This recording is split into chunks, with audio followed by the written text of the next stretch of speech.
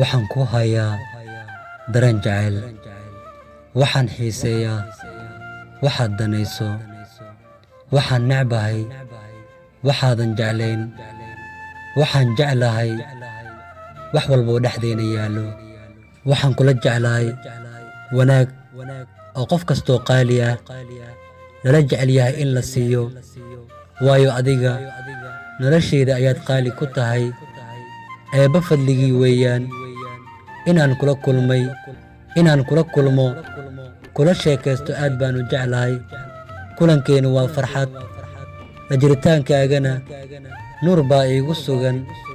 la jooggaadana farxad baan dareemaa.